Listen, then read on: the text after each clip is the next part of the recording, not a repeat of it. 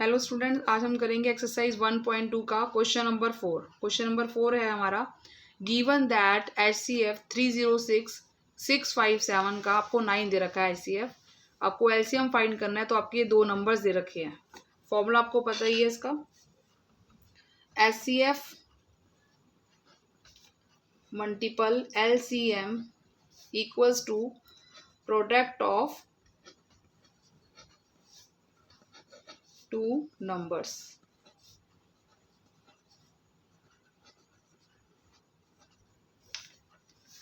तो HCF की वैल्यू आपको क्वेश्चन में दे रखी है 9, मल्टीपल LCM आपने फाइंड करना है, तो LCM ऐसे लिख देंगे हम, इक्वल्स टू दो आपके पास नंबर्स हैं 306, उनका प्रोडक्ट, तो 306 मल्टीपल 657। आपको LCM फाइंड करना है, तो LCM हम यही रहने देंगे, LCM इक्वल्स टू 306 मल्टीपल 657। अब ये मल्टीपल में है तो यहाँ जाके आपका डिवाइड में हो जाएगा, अपॉन में 9। आप कैंसिल कर दो उसको, देखो 9 1 दा 9, 9 3 दा 27 और 9 4 दा 36। तो 34 और मल्टीपल करने पर 657 के साथ आपका आंसर आएगा 222338। तो आपकी एलसीएम की वैल्यू आ गई 306 और 657 की 222338। आपका नेक्स्ट क्वेश्चन है क्वेश्चन नंबर 5। चेक वेदर 6 की power n can and with the digit 0 for any natural number n। तो 6 की पावर आप जो भी n रखेंगे अगर, तो उसका जो एंड होगा वो 0 से होगा। अगर हम कोई भी नंबर लेते हैं, जैसे 650 ले लिया हमने, कोई भी नंबर लास्ट में 0 है जिसके, तो ये हमेशा डिवाइड किससे होगा, 5 से होगा पूरा। इसका मतलब ये है कि इसके डिजिट में कोई भी जो फैक्टर होगा 5 होगा ही होगा फैक्टर। तो हम नोट कर लेते हैं पहले से पहले कि एनी नंबर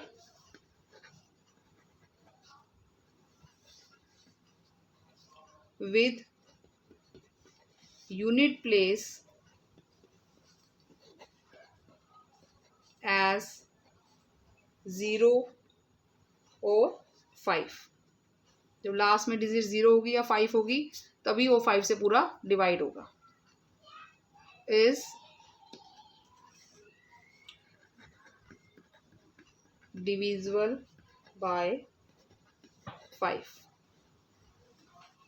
अब इस क्वेश्चन में आपके पास डिजिट जो दे रखी है वो 6 की पावर n दे रखी है, तो हम इसका पीएफ निकालेंगे, प्राइम फैक्टराइजेशन।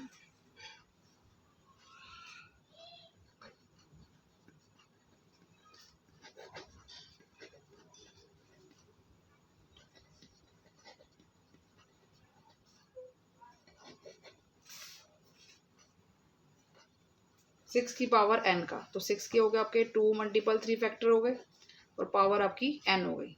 लेकिन जब उसके फैक्टर कर रहे हैं तो यहाँ पर कोई 5 डिजिट आपको नहीं दिखाई दे रही, तो इसका मीनिंग क्या होगा कि 6 की पावर जो n है इज नॉट डिविजिबल बाय 5। तो एनी नेचुरल नंबर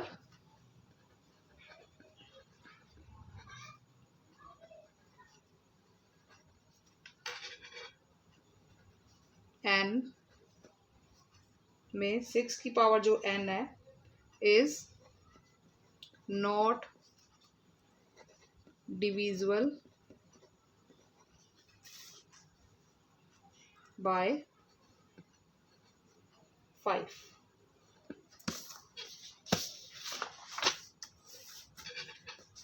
लास्ट में लिख देंगे हम, एंड इट इज प्रूव्ड, तो इससे प्रूव हो जाता है दैट कि 6 की पावर n कैन नॉट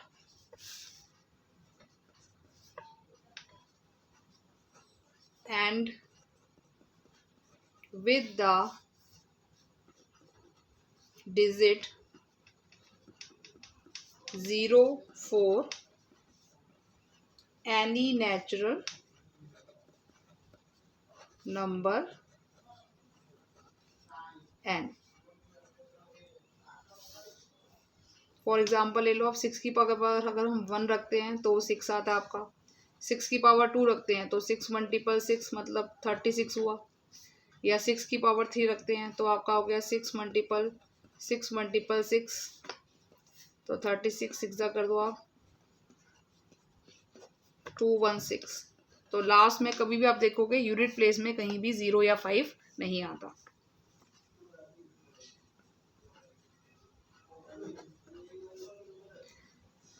अब नेक्स्ट क्वेश्चन है हमारा, एक्सप्लेन करना है आपने वाई आपको ये एक ये डिजिट टर्म दे रखी है और एक ये टर्म दे रखी है, ये बताना है कि ये कंपोजिट नंबर है या नहीं। तो उसके लिए आपको पता होना चाहिए कंपोजिट नंबर होते क्या है। तो composite number means more than 2 factor, जिसके 2 से ज्यादा फैक्टर होते हैं। Composite numbers mean more than 2 factors। Example से आप ले लो 6, तो 6 के फैक्टर्स क्या हो गए आपके, 1 के टेबल में आता है, 2 के, 3 के और 6। या 14 ले लो आप, तो 14 के फैक्टर्स हो गए आपके, 1 हो गया, 2 हो गया, 2 के टेबल में आता है, 7 के टेबल में और 14 के टेबल में। तो 6 एंड 14 आपके जो होंगे वो कंपोजिट नंबर होंगे। अब हम क्वेश्चन पे आते हैं। क्वेश्चन में हमें ये टर्म दे रखी है 2। पहले हम इस टर्म को लेंगे। फर्स्ट टर्म है हमारी 7 मल्टीपल 11 मल्टीपल 13 प्लस 13। अब प्लस है यहाँ पर, तो ये एक टर्म तो ये हो गई और एक टर्म आपकी ये हो गई। अब इन दोनों में से हम क्या करेंगे, कॉमन ले लेंगे। कॉमन क्या आ रहा है इसमें, 13 कॉमन आ रहा है हमारा। तो जब हम 13 कॉमन लेंगे तो हमारा यहाँ पर रह जाएगा 7 मल्टीपल 11 मल्टीपल 1 प्लस यहाँ क्या रह गया 1। तो ये हो गया आपका 13 और ये हो गया आपका 11 7 था 77 प्लस 1, देन 13 और ये 77 और आपके जो प्लस 1 है वो आपका हो गया 78। तो 78 के आप फैक्टर करो तो 78 के फैक्टर होते हैं आपके 3 मल्टीपल 2 मल्टीपल में 13। तो मोर देन 2 फैक्टर हो गए, इट मीन्स ये कंपोजिट नंबर हो गया। तो आप नोट कर लो, हैंस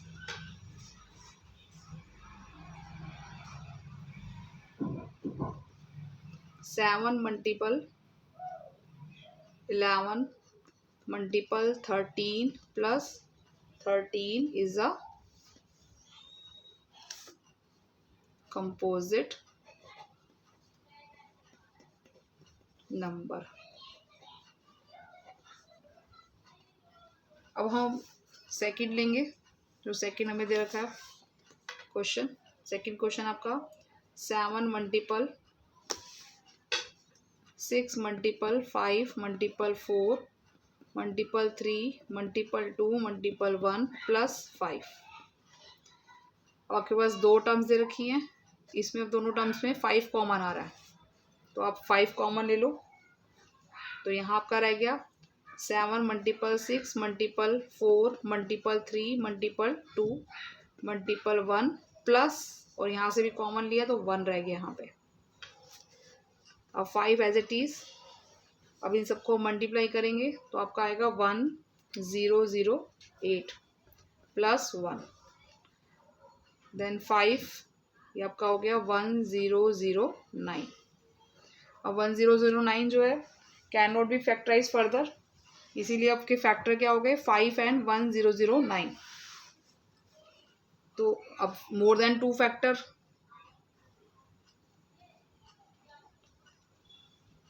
अब आप नोट कर लो, हैंस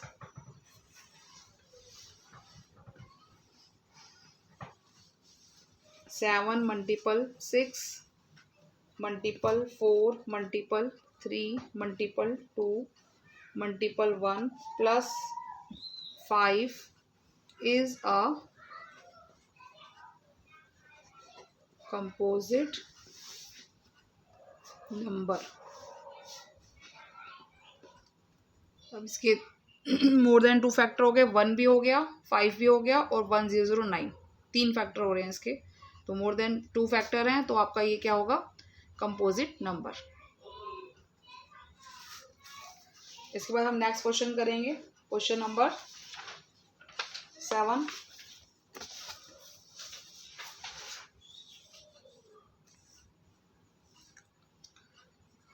क्वेश्चन नंबर 7 में there is a circular path दे रखा है अराउंड अ स्पोर्ट फील्ड। तो आपको एक सर्कुलर पाथ दे रखा है।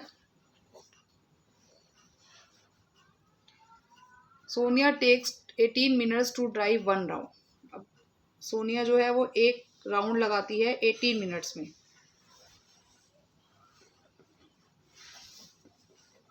तो 1 राउंड 18 मिनट्स में लगाती है।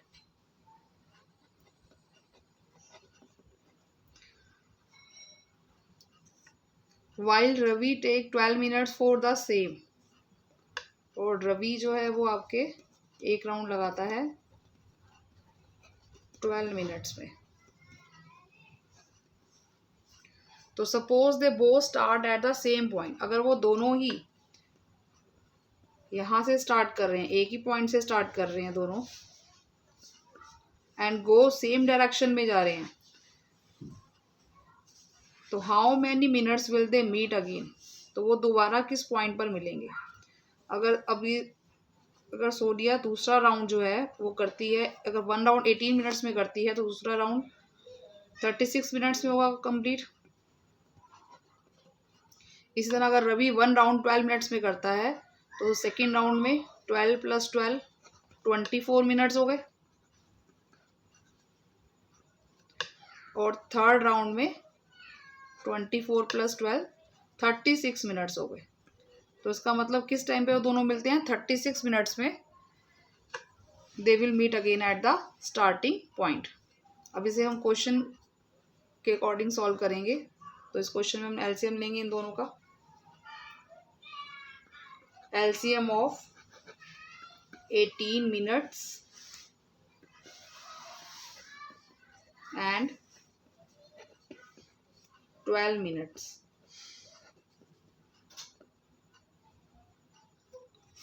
अब फैक्टर कर देंगे 18 के। 2 9 द 18, 3 3 द 9, देन 3 1 द 3। 12 के करेंगे फैक्टर। 2 6 द 12, 2 3 द 6, देन 3 1 द 3। तो 18 के हमारे फैक्टर क्या हो गए, 2 मल्टीपल 3 मल्टीपल 3। और 12 के फैक्टर हो गए हमारे 2 मल्टीपल 2 मल्टीपल 3। अब इसका हमने एलसीएम फाइंड करना है। तो एलसीएम आपका 18 और 12 का हो जाएगा। अब इसमें मैक्सिमम, अब इसमें आपके जो डिजिट आ रही हैं 2 और 3 आ रही हैं।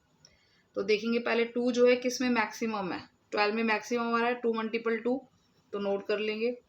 इसी तरह 3 मैक्सिमम किस में है, 18 नंबर पे 3 मल्टीपल 3, तो जो मैक्सिमम नंबर है वो लिख देंगे। अब 2 टू द 4 इधर 12, 3 द 36, तो आपका आंसर आ गया 36 मिनट्स।